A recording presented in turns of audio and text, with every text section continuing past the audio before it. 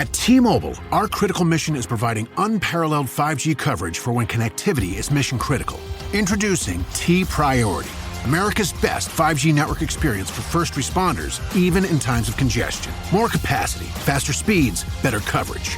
T-Priority from T-Mobile, built for tomorrow's emergencies, ready today. Discover more at t-priority.com. For qualifying organizations on eligible rate plans, coverage not available in some areas and may be impacted by emergencies.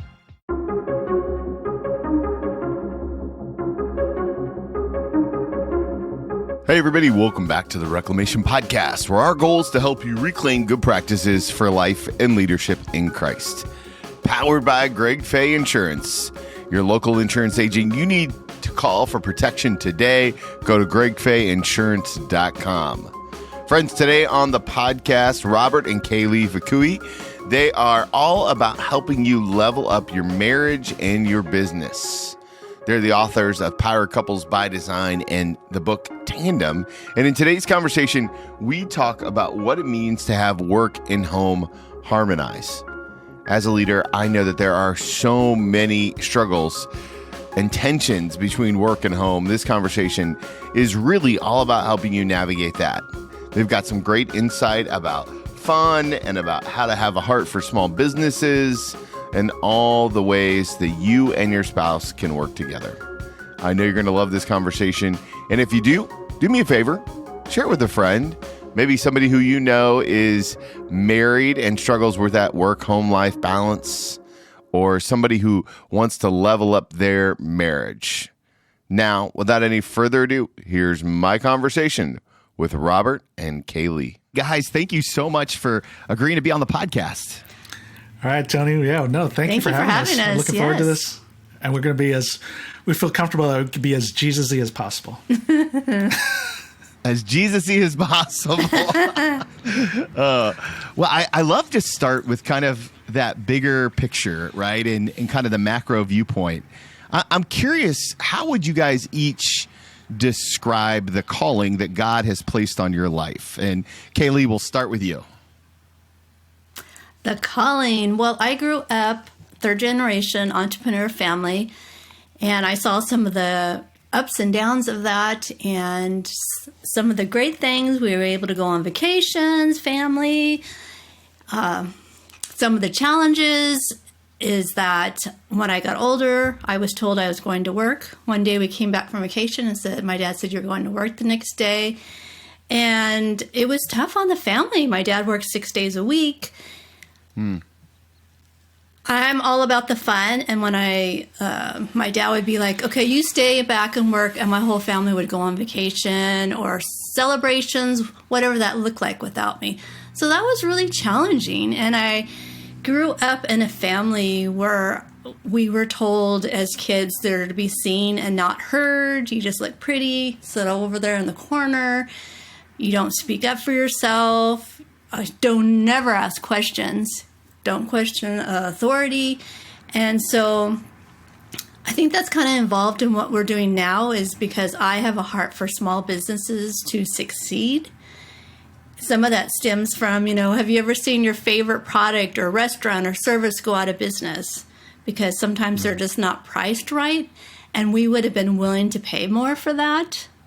So my heart goes to those people, and it also goes out to women that don't have a voice. We're raised to not speak up. You might have a gut feeling. It could be the Holy Spirit saying something to you, and so many times I've gotten talked out of that because other people didn't agree with me. And so I'm all about having better work-life balance, helping women find a voice, and for businesses to succeed. Robert, what about you? Same question. How would you describe the calling God has placed on your life? Well, I think it comes down to 2 words, is just developing people. And I got that, interestingly, from an award I received in my last position in marketing sales for a pharmaceutical company. So it was kind of in the middle of our national sales meeting, and that's usually, so at the dinner they kind of announce who won best performers and all the put out all the awards. And so one of the awards they were giving out that year, I think they initiated that year, was around their core values. There was 5 essential core values, and one of them was developing people. And so I got this award for developing people. And so it's a middle national sales meeting. So, I don't know, 300-400 people, salespeople and stuff. And so I was like, that's an interesting award. I'm like, I don't get it. Because I'm in sales. At the time I was in sales. So I'm out in the field, and we don't have an office to go to because in pharmaceuticals, our territories are so spread out. We don't go into an office because it's logistically would not make sense. So I start from home. My office was at home. We'd have maybe twice a month meetings with our sales district, on a conference call. And then quarterly we'd have a meeting, physical in-person meeting. And then twice a year we get together as a national meeting. So I didn't have a lot of day-to-day interactions with people, even my manager and other salespeople. So I was always like thinking, why? I don't get this. I'm not a manager or a leader in any respect, at least by title. But then I remember reflecting on a lot of comments that my district mates would say to me, and even my district manager, about that I was the glue in the district. And even my manager, even when she'd need to process something, she would call me. And then I did have some sales training positions here and there, whatever. And so I guess I was always looked at, in the district like a kind of a mentor, and even within the organization as kind of a mentor. So I guess what that showed me was, I guess I didn't need to have a lot of interaction with people, but I feel it seemed like it made an impact. And so when I was trying to figure out, my next steps I was kind of going through a process of identifying my personal brand. And I was like, Kayleen did this exercise one time in Pismo Beach where we wrote our life story in one page, just whatever comes to mind. It was just a creative writing experience where you just write whatever comes to mind in one page about from the time you're born to now. Just write. There's no specific processing. Just write. Just creative writing, whatever comes to mind. And then we wrote a little bit about each other as well. And then we compared notes to see what we wrote about each other. And then one thing she wrote on there, it didn't say develops people, but it was something to that extent. And so I asked her what she meant by that, why she did, and it was kind of similar to what my district mate said. And immediately I saw the award. It's this little crystal. It's just sitting right there. I immediately saw the picture. I'm like, oh, develops people. I go, I guess that's who I'm about. So it's not about what my position was or title, or even as we're doing as a consultant right now. But whatever I do, I always see the opportunity to just develop someone, even if it's just for a moment or one word or a phrase or something that seems like it can make an impact. So I'm all about developing people. Just one of the things that I see in your guys' writing and kind of the work that you do in the world today is it has a lot to do with harmony, right? You talk about harmonizing work and home. And I'm curious, there's a lot of leaders listening right now who want that, but maybe don't even know how to define it. So I'm wondering if you could give us a working definition of what harmony looks like between work and home. Yeah, so we've used the term work-life balance a lot because that's what people understand that concept.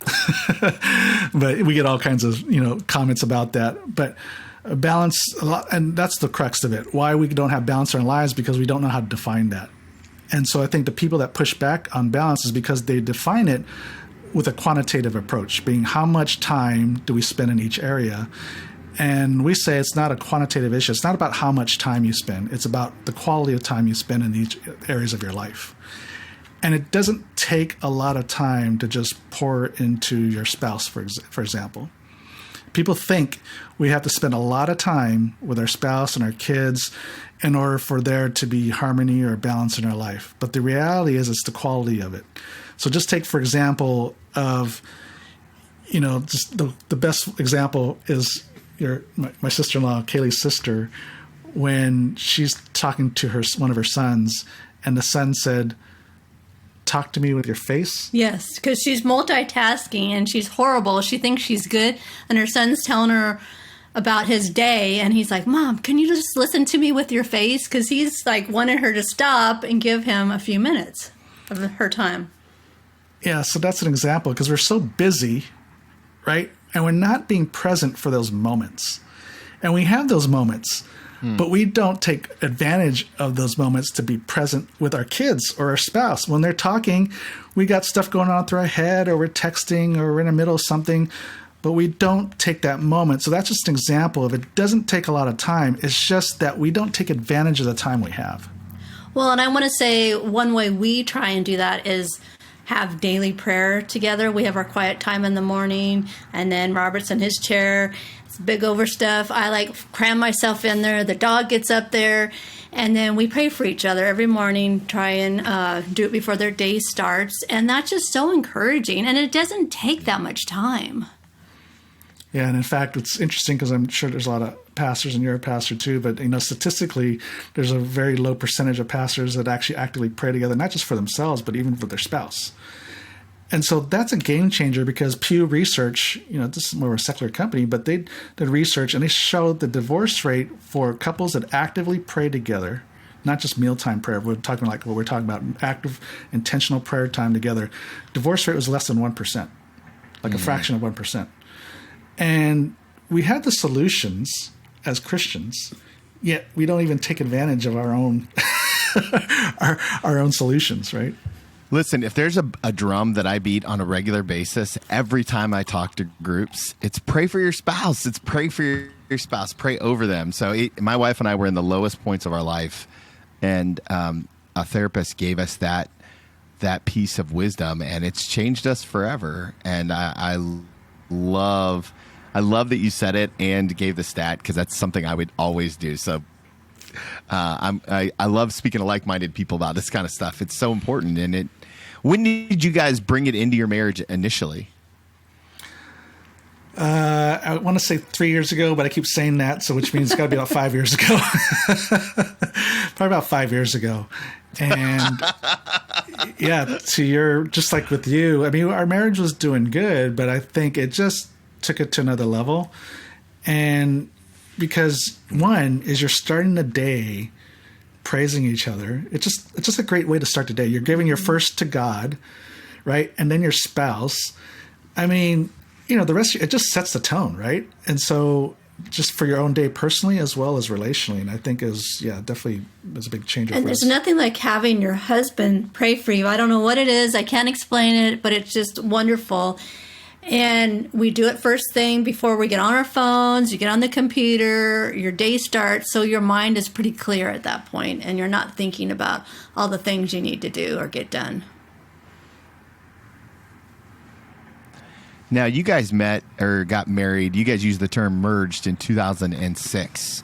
And one of the things I was reading about on your website is that for 2 years before then, you guys started doing marriage counseling to really get it right. Clear a lot of prep into this whole thing. So two things. One, you guys met, and so give me the backstory. Two, what made you?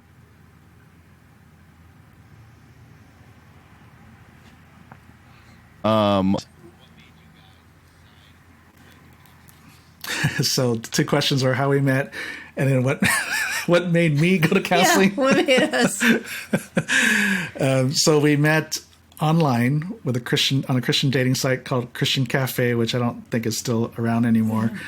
But it was just I got spam in my AOL inbox, which dates this, obviously. And so it just said meet Christian singles. And I wasn't even actively walking with the Lord at the time, but I'm a pastor's kid. But I thought, well, I know my mom would want me to meet a nice Christian woman. So I went on the website and I checked it out. And I thought, okay, these women look pretty normal. And so I decided to take a chance. And long story short, Kaylee's profile caught my eye. And, we connected, and we did eventually meet within about 2 weeks. I think we met. Actually, 2 weeks after she finally responded to my requests, because it took about 3 weeks, and then we had dinner, and then we started dating from that point on. But she didn't respond because she wasn't an active member. Because he joined a membership, and my girlfriends from my old Bible study were all doing online dating. I was the last one to do it. So they knew how it all worked. You would get like 5 free days once a month or something like that. So I would just go on the free days and see, look at things. And so by the time I got his email and then responded back, it was like a month later. He's like, "Who is this?" Yeah. So we had our first date. We had a dinner, and then about a month after we met, Kaylee suggests that I go see a counselor. Yeah, I think you need to go, honey. So I'm thinking, like, one, are we even dating? Because I mean, I just met her. Two, like, what? We haven't even had an argument yet. It's like what, why do I need to go to counseling? And so the backstory is that I had been married previously to my childhood sweetheart that I met when I was 12 years old. And a year and a half before I met Kaylee, she died in a tragic car accident. And so Kaylee was just wanted to kind of be sure or have some kind of comfort that I was, had grieved well and was ready to really date and accept, a new, someone new in my life. So that was the start of it. But then it just became relationship counseling till the time we got married 2 years later. Yeah, I thought he seemed like a great guy. And I told my girlfriends from my Bible study, about his previous wife passing away. And they're like, "Oh, that's great. At least there's no ex-wife involved." And I said, "No, you don't understand. It's like, I don't want to feel like I'm competing with a ghost. I know he'll always love her, and I'm okay with that. But I don't want to go like 2 years down the road and find out he doesn't have room in his heart for me." That's a ton of wisdom in that approach. One of the things that I noticed about your story is that you guys didn't start out doing business together. As a matter of fact, when you kind of went your own path, Kaylee asked if she could help, and you were quick to dismiss her. How did that? I don't mean that. That sounded mean. I didn't mean it mean, but like that's basically what it was. Okay, all right. How did you guys go from that to where you are now, which is not only working together, but you're helping other couples work together? So I said no, just like a lot of other spouses would, because I didn't think it would be good for the relationship. I can't work with my spouse. Things are good now. Why screw it up? Right? Yeah. Why ruin a good thing? And so really what it came down to, I was worried about the conflict. And really what set us up to be able to do it well goes back to the 2 years we were in counseling. That's basically what our 2 years was about, was really our counselor giving us the tools to really how to resolve any issue without becoming an issue, right? Too many times, like growing up, my dad's a pastor, but maybe they do now, but they didn't teach, conflict resolution in seminary. And so my dad didn't do it well. My parents didn't do it well. So which meant what would I model was what I grew up with. And Kaylee's the same way. I didn't have the tools. We just didn't talk about things. We put it under the carpet.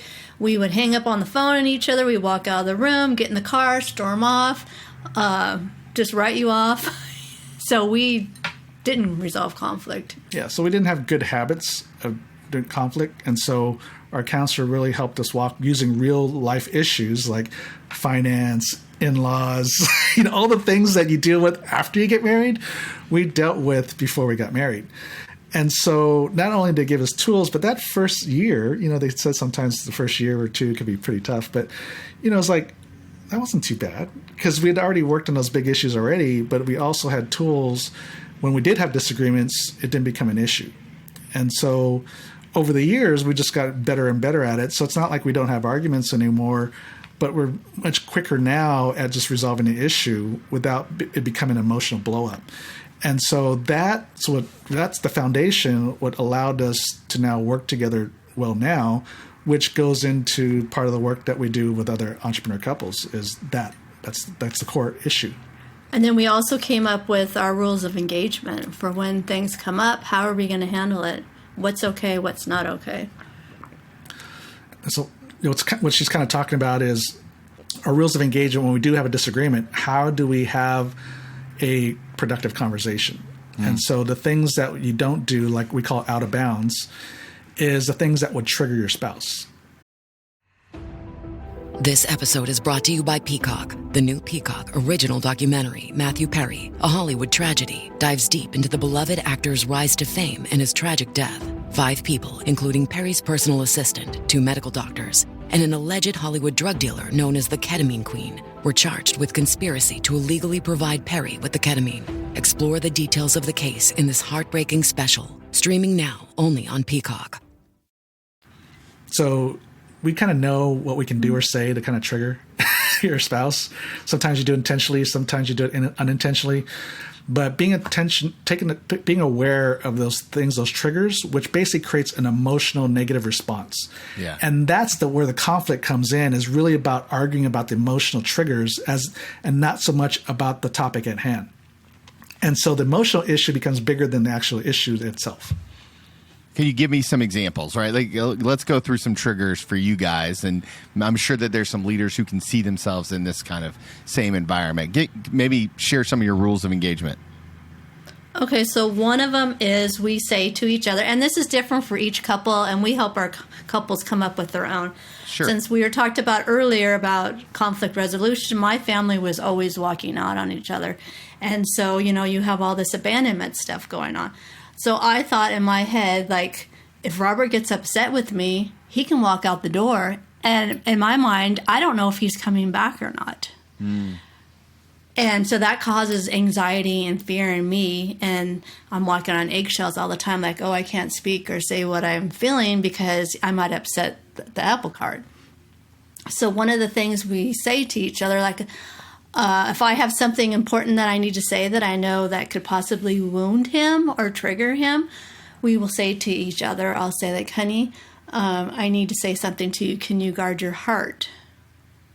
So that will give him a couple seconds to not be reactive, and he Take can a think. Deep breath. Yeah, because I know something's coming, and I go, and I think to myself, don't react, and then I said, okay, go. And then I'm not catching him off guard, because how many times have we caught our spouse off guard or a relationship? Like the worst possible time you're saying this to me, and my mind isn't in a good place.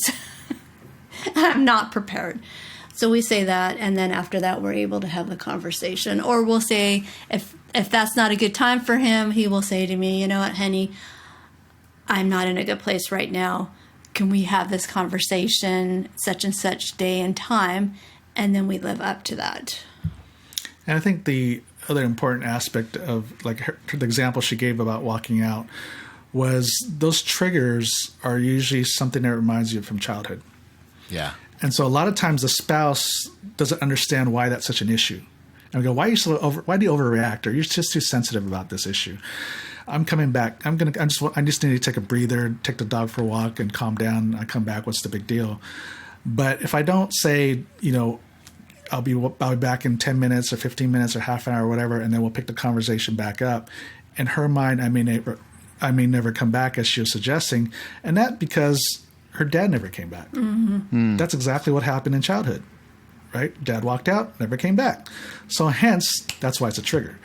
And so when we talk about triggers, we talk about, okay, why is that an issue? And it's important for the spouse to understand why it's an issue so you can really empathize with the fact that, oh, that's why I should stay away from that issue or that trigger, right? Because otherwise it's just, why are you making such a big deal out of this? And that's kind of the common issue. But when you understand why it's such a big deal, why, what the memory is that it's tied to, then now as me, because I never thought that I'd walk out because my parents never did that. So I never thought about doing that. But when our counselor was talking through that about, hey, if you ever feel the need to leave, to cool down, this is what you should do. And it never dawned on me. But when I heard the story, then I'm like, oh, okay, I get it. Okay, now this is fair, right? That's fair. Okay, if I need to walk out, we're going to talk about this. I said, I tell her I need to calm down, but when I come back, we'll pick it up. We'll talk about it. Hey guys, just pausing this conversation to remind you to sign up for the Follow to Lead newsletter. The Life and Leadership newsletter comes out every single week. It's the best way to stay dialed into all the things that God is doing on this platform and how to make sure that you level up your leadership. As always, our goal is to help you, the leader, live a life of integrity, a fully integrated life. To sign up, go to follow2leadcoaching.com @Fukui.com/quiz. We have a quiz there, super easy to do. I know you'll love it. It'll help give you some insight on where you stand on living a life of integrity. All right, guys, let's finish up this conversation with Robert and Kaylee. How long does it take usually for a couple that you're working with or for you guys to really define what's out of bounds? Is this something that took 6 months, a year? You do it over the course of a weekend? Like any of those? How long does this kind of because this is like deep wounding kind of stuff.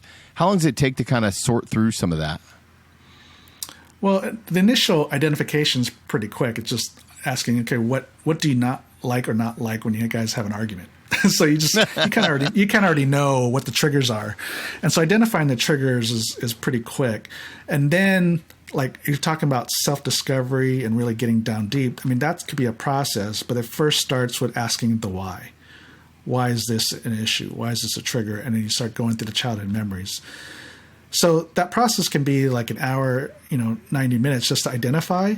But then as a couple, it takes a while to really process that, talk about it, and just being able to, for the both sides to really empathize on why this is such an issue, why this is such a trigger. So that part will take a while, and it can take, a couple days to weeks to months for them to really become empathetic about the issue and to become self-aware about the trigger. And so, it's not like the next argument they have, they're going to be totally good and they're going to stay away from the trigger. I mean, they'll still hit triggers.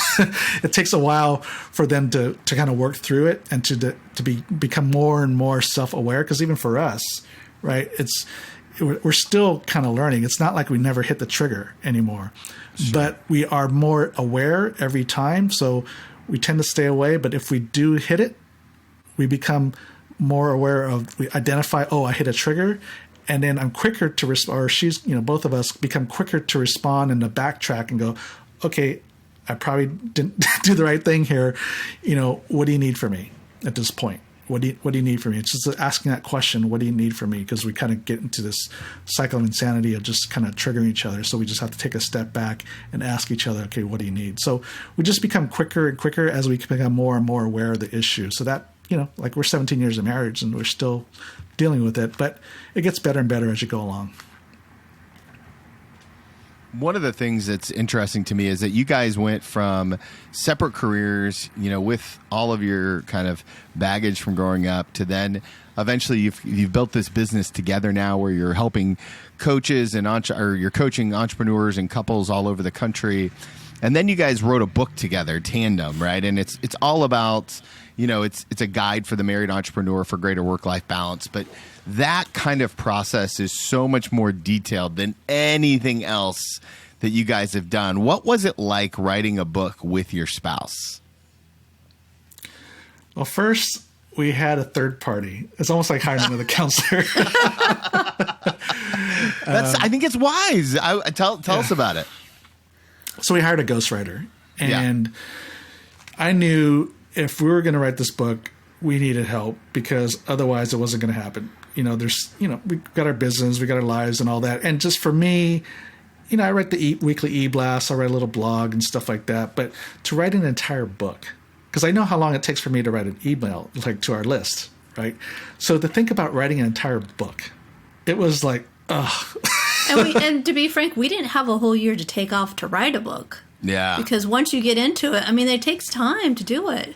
Well, even a lot of writers they don't take a whole year off just to dedicate on it, but you have to fit it in, right? So that means you're saying no to a lot of other things. So which means how long is this going to take? And so we just decided to hire a ghostwriter. And so what she did was she interviewed us for about an hour for each chapter, and then she sent out a draft in a couple weeks. And so for us, the writing process wasn't that difficult because one, I wasn't doing the writing, at least the initial part. And it actually was almost like hiring a coach. And it really helped us actually clarify our own message and who our audience was. Because she was asking us questions because she generally didn't know, right? And so sometimes she would ask us a question that I hadn't really thought about or hadn't really thought about it in a while.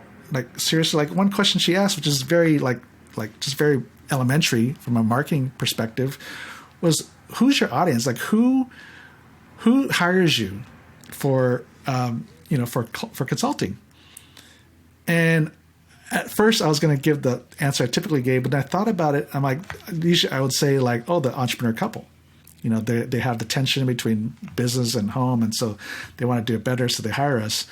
But as I thought about it in that moment, I said, no, the business owner hires us. It's the business owner that happens to be married, and they are facing the issue. And either they're working with their spouse or they're not, but regardless, they understand the issue of, I got this business I got to deal with, but I also got my marriage that I should be investing in, but I'm not doing well. And so the business owner is the one that says, I got to do this better. I want to do my business and my marriage better. And then the spouse is usually in agreement because they're saying, yeah, we need to do this better. Right?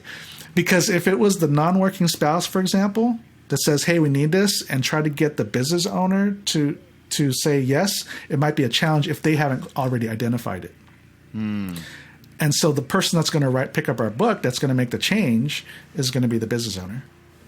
And I want to say, don't be afraid to go and get help if you need it. If that's not your sweet spot, something that you're great at and you're passionate about, get help so you can do the things that God created you to do, be in your zone of genius.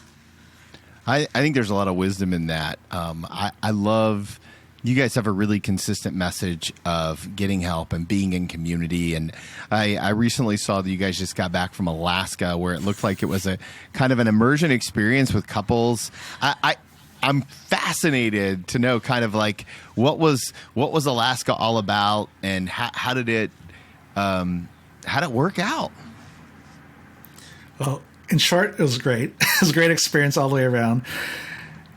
We have a client in Alaska. We've been working with them for about 3 years. Right in the COVID year, they reached out to us, and we've been working with them 3 years and seeing just a tremendous progress in their business and their relationship. And then their pastor saw the change that we were having in their life. And so the pastor comes down here once a year for a conference that our church puts on once a year. And we've gotten to know him a little bit, but then they said, hey, we want to do a business conference and we want to bring you up. And would you be interested? And I said, oh yeah, absolutely. Love this stuff. And, they just shared. It's like, yeah, we've known you a little bit, but we've also seen the change you've had in our clients who attends our church. And we see the fruit. And so we really feel you should come up to impart some of that into the business community in Anchorage.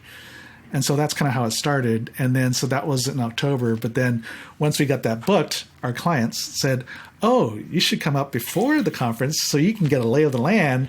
And also August is a better time to come up, and we can take you fishing and all this kind of stuff. So really it was hey, we'd love to just get to know you better before the conference starts. And so I remember Kelly's like, I don't want to go twice. And then I was like, yeah, it's, the expense of, of that. And they're like, you know what? Obviously, we've made an impact in their life, and they want to spend more time with us on a different level. It's about relationships. And I think it's a worthy investment of our time and money to go up there. And we had a great time. They showed us. So glad we did. Yeah, we had just an amazing time. Caught our salmon. We're still working through the salmon. So just had an amazing time. And then the conference itself in October was tremendous. Really getting to just pour into the business community there and showing them how to do business that makes an impact. But then at the end, we said, but ultimately, your biggest impact has to be at home. And that's kind of how we wrapped up the weekend. So it's how to build this purpose-led business. But at the end of the day, if you don't have your relationships at home, you're really not going to be that happy. And then after that, we were talked a lot about relationships. We can change communities, because if you can go in and you can hire people, you can train them leadership, you can mentor them. There's so many things that you can do. If you go by the baseball field, if you look on the back of the jerseys, it's usually all small businesses that are sponsoring. It's not the big box. So there's so much we can do as a small business in the community. So let me ask you guys this. A year from now, you're small, but not really that small, wide-reaching business, Power Couples by Design.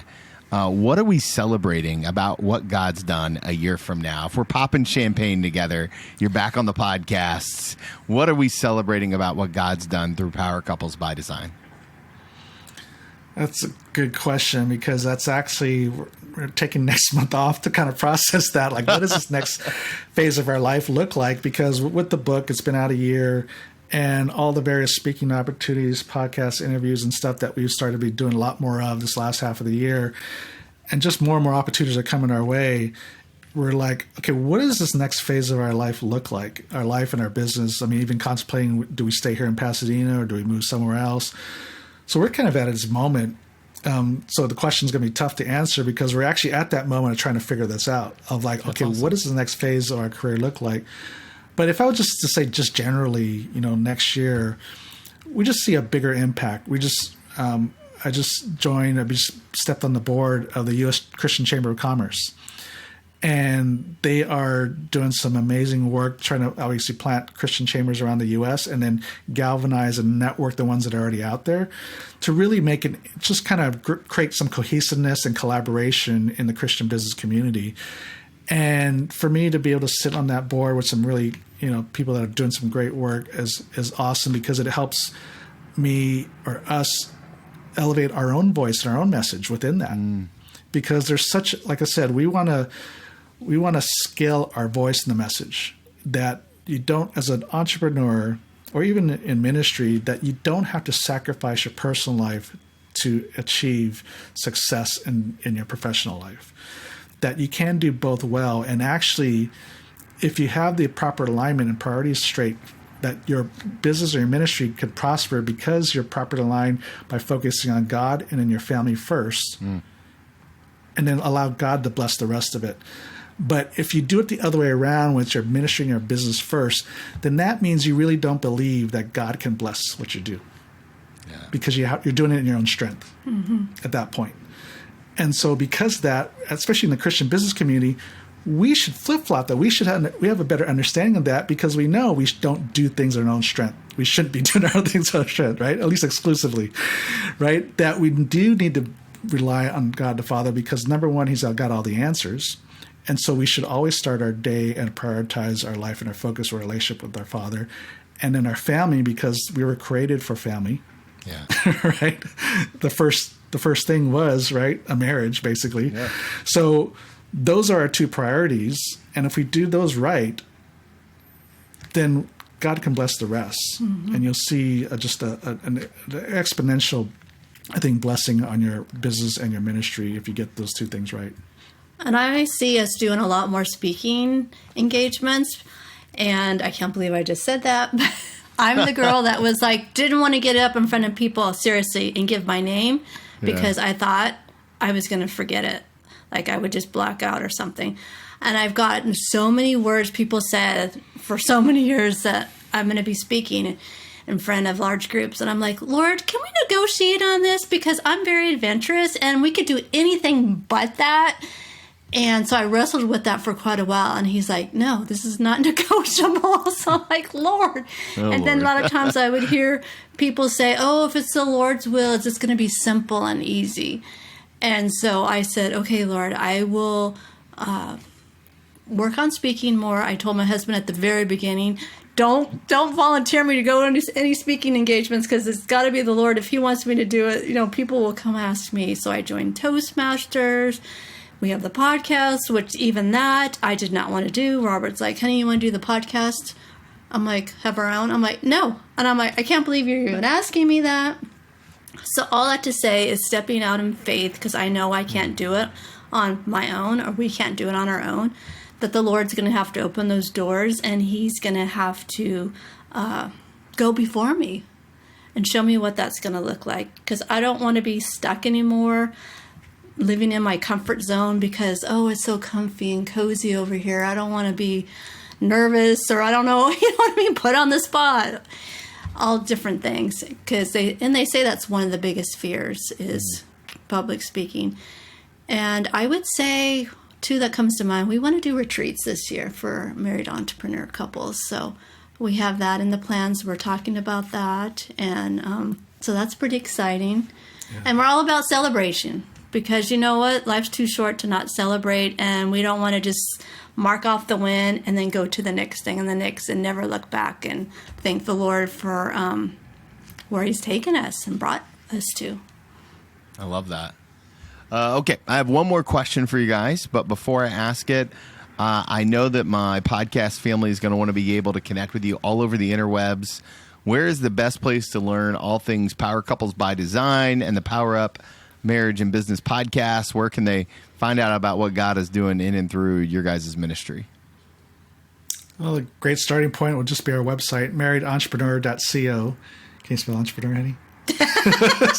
she was getting on me a while when I we'll link to domain. it in the show notes. We'll link to it in the show notes. It's easier that I'm just way. being honest, people, okay? She's like, why'd you put the word entrepreneur in there? I can't spell it. But yeah, links are good. So marriedentrepreneur.co. So our podcasts are on there, Power Up Your Marriage and Business, but it's also on all the podcast players. And there's links to our social media site, Facebook, Instagram as Power Couples by Design, or just connect with us personally, even on LinkedIn. So yeah, and then we can even just connect with us even on our website. You can even schedule a complimentary half-hour call and all that stuff. So yeah, all that. The website's a great place to start. Okay, last question I love to ask people. It's the hardest question that I'll ask all day. I want you to go back in time and give yourself a piece of advice. Except I get to name the season of life that you're in. Oh, boy. All right. So this is, I was thinking about this as I was kind of praying through our interview today. I want to take you guys back to the day before your wedding day. You're getting ready to say yes to each other. You're getting ready to walk down the aisle and live happily ever after. If you could go back in time and sit knee to knee with that younger version of yourself and look him or her in the eyes, hold their hands, and give them one piece of advice, what are you going to tell them? Kaylee, we'll let you go first. What are you going to tell that younger version of you? I would tell the younger version of me to give him your whole heart and commit. Be all in. That there's no plan Bs. Amen. Robert, what about you? Yeah, it's a tough one. There could be a number of things, but this one might sound like a cop-out, but it's listen to your wife's feelings and make the decisions for us, not for me. And I'll just give a little reference to that.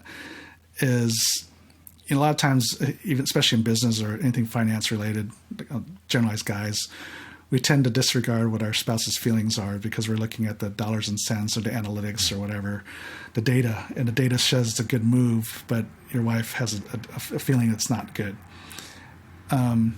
This happened with us a couple times, and it was a bad decision that I made, and it cost us a lot of money because she had a feeling. I ran the numbers. It was good. It looked good on paper, but she didn't have a good feeling about it. And a lot of times what I say is like the Holy Spirit not so much speaks to the wise better, but just I think the wise are more receptive to hearing. Yeah. We're looking at more the details and the data. But one time we had an argument and disagreement, and she said her piece, and then she ended with this. She says, "I know you'll make the best decision for us." And something about the word us struck me. I don't know if she said it loud, but it sounded loud in my head. And I'm like, oh, okay, it's not about me. So a couple things happened there. Was one, she, instead of fighting about it and having a power struggle, she just released control, said her piece, released control, but then said, I trust you to make the decision for us. It's not about me. It's not about you. It's not about me. It's about us. And that thing hit me, and I remember spending that week processing the decision. And then finally I'm like, nope, she's right. And then when I came back to her and said, you're right, she's like, floored her, I think. I know, because you do that sometimes. You'll be like, a couple weeks or a month later, he'll be like, honey, you remember da-da-da? I'm like, no, because I already moved on. He told me no. So I moved on, hadn't thought about it. And he's like, well, I've been thinking about it. I'm like, all this time? He's like, yeah. It takes me, he goes, that's how I process. I think about things that you say later. I'm like, oh, wow. Yeah, so I think if I would have had that point of view earlier, I probably would have listened to her feelings more. So I say that, because couples are listening, and especially the husbands, a lot of times we disregard what our spouse has to say or think because it doesn't fit whatever. And so one is you're making decisions not just for you, you're making decisions for us. And so really take that to heart. Mm-hmm. And like in my family, people weren't committed to their marriage and putting their whole heart in. It's like, oh, well, it's just a feeling. We love them now, but, what about later? If the feeling leaves, then you can get out. So, wow. So good. Guys, thank you so much for being so generous with your time. Thank you for sharing your story and for the work that you do with couples all over the world. It's been great to connect with you guys, and praying that we stay connected as we both continue on this journey. Thank you, Tony. It's been fun. Yeah, thank you, Tony. What a fun dialogue with an amazing couple. I love the way they talk about harmony and marriage. I love the way they play off of each other. So many fun thoughts here. A lot of interesting ideas about power couples by design and what it means to work together in tandem. And I just know that if you decide to lean into some of the things that they're doing, you'll enjoy it as well. So thank you, Robert and Kaylee. Do me a favor, follow them on socials. Let them know that you heard them here on the podcast. It's always, always, always helpful when you do that. And as the usual, I'm super thankful for you, the opportunity to serve you, and the opportunity to have you a part of our community. So if there's anything I can do for you, don't hesitate to reach out. I'm embarrassingly easy to find at TWMilt, TWMILT on Instagram, or follow the number 2leaguecoaching.com. And remember, guys, if you want to follow Jesus, you must be willing to move.